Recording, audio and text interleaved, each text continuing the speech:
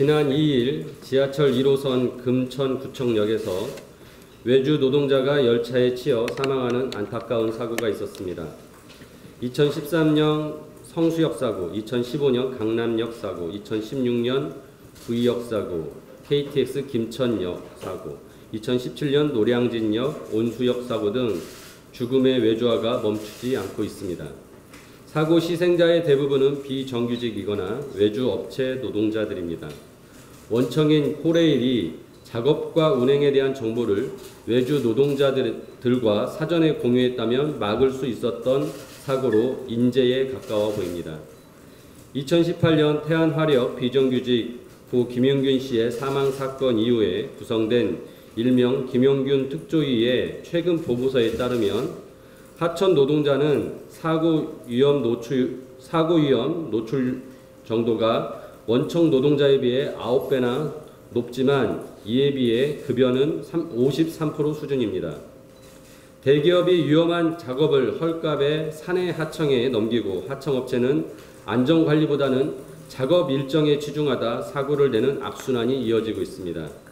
바른미래당은 지난 2018년 12월 사고 발생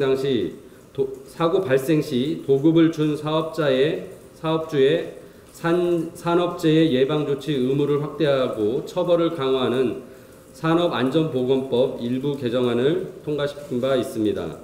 이번 국정감사 때 죽음의 외주화가 계속 이어지지 않도록 대책을 마련하는 데 최선의 노력을 다하겠습니다. 한 가지 더 말씀드립니다. 미중 무역 전쟁과 일본 경제 보복 조치로 인해 우리나라 경제가 위기에 직면하고 있습니다. 이런 와중에 WTO 개발도상국 지위를 점하고 있는 우리나라에 불똥이 튀었습니다. WTO 개도국 지위로 인해 우리나라는 농업 관세와 보조금 감축률, 이행기간 등 선진국에 비해 유리하게 적용받고 있습니다. 하지만 개도국 주의를 잃는다면 WTO 허용 농업 보조금이 현행 1조 4,900억 원에서 8,200억 원 수준으로 대폭 삭감됩니다. 때문에 농업인에 대한 보조금 정책에 큰 차질이 예상됩니다. 문제는 산업통상자원부가 개도국 지위 유지로 얻을 실익이 크지 않다고 판단하고 있다는 점입니다. 협상이 쉽지 않기 때문에 아무것도 해보지 않고 정부가 스스로 개도국의 지위를 포기하는 건 고래싸움에 새우등 터질까봐 아무것도 안 하는 것과 같습니다.